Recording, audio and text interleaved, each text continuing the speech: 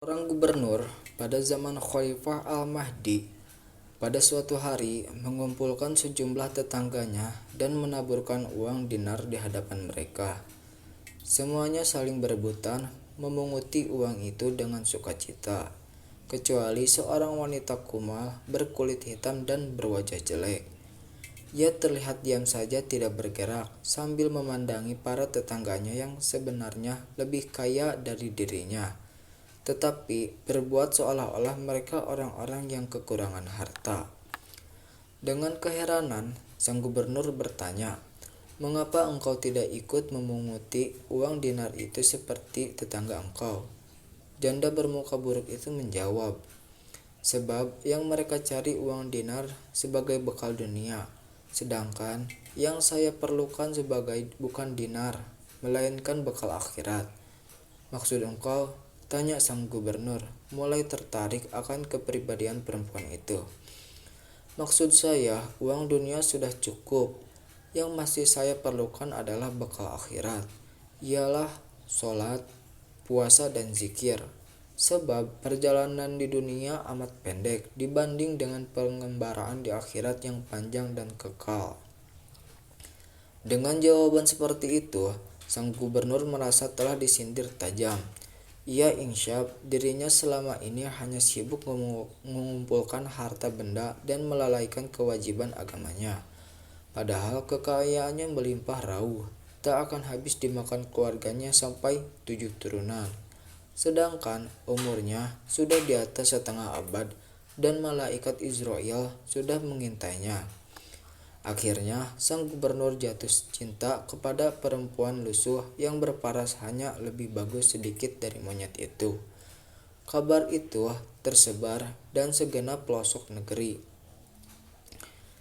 Orang-orang besar tak habis pikir bagaimana seorang gubernur boleh menaruh hati kepada perempuan jelata bertampang jelek itu. Maka, pada suatu kesempatan, diundanglah mereka oleh gubernur dalam sebuah pesta mewah. Juga para tetangga termasuk wanita yang membuat heboh tadi. Kepada mereka diberikan gelas kristal yang bertahtakan permata, berisi cairan anggur segar. Gubernur lantas memerintahkan agar mereka membanting gelas masing-masing. Semuanya terbengong dan tidak ada yang mau menuruti perintah itu. Namun, tiba-tiba terdengar bunyi berdenting. Pertang ada orang gila yang melaksanakan perintah itu.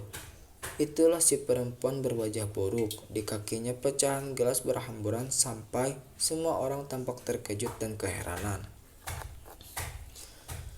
Gubernur lalu bertanya, "Mengapa kau banting gelas itu?" Tanpa takut wanita itu menjawab, "Ada beberapa sebab. Pertama, dengan memecahkan gelas, ini berarti berkurang kekayaan Tuan. Tetapi menurut saya, hal itu lebih baik daripada wibawa Tuan berkurang, lantaran perintah Tuan tidak dipatuhi." Gubernur terkesima. Para tamunya juga kagum akan jawaban yang masuk akal itu. "Sebab lainnya?" tanya gubernur. Wanita itu pun menjawab, "Kedua, hanya saya menaati perintah Allah.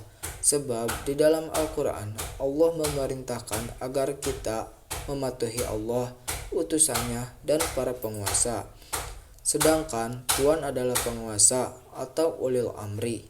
Maka dengan segala resikonya saya laksanakan perintah Tuhan." Gubernur kian takjub, demikian pula para tamunya. Masih ada sebab lain? Perempuan itu pun mengangguk dan berkata, "Ketiga, dengan saya memecahkan gelas itu, orang-orang akan menganggap saya gila. Namun hal itu lebih baik buat saya. Biarlah saya dicap gila daripada tidak melakukan perintah gubernurnya, yang berarti saya sudah berbuat durhaka. Tuduhan saya gila akan saya terima dengan lapang dada, daripada saya dituduh durhaka kepada penguasa saya. Itu berat buat saya." Maka ketika kemudian gubernur yang kematian istri itu melamar lalu menikahi perempuan bertampang jelek dan hitam legam. Semua yang mendengar bahkan berbaik sangat bergembira Karena gubernur memperoleh jodoh seorang wanita yang tidak saja taat kepada suami, tetapi juga taat kepada gubernurnya, kepada nabinya, dan kepada Tuhannya.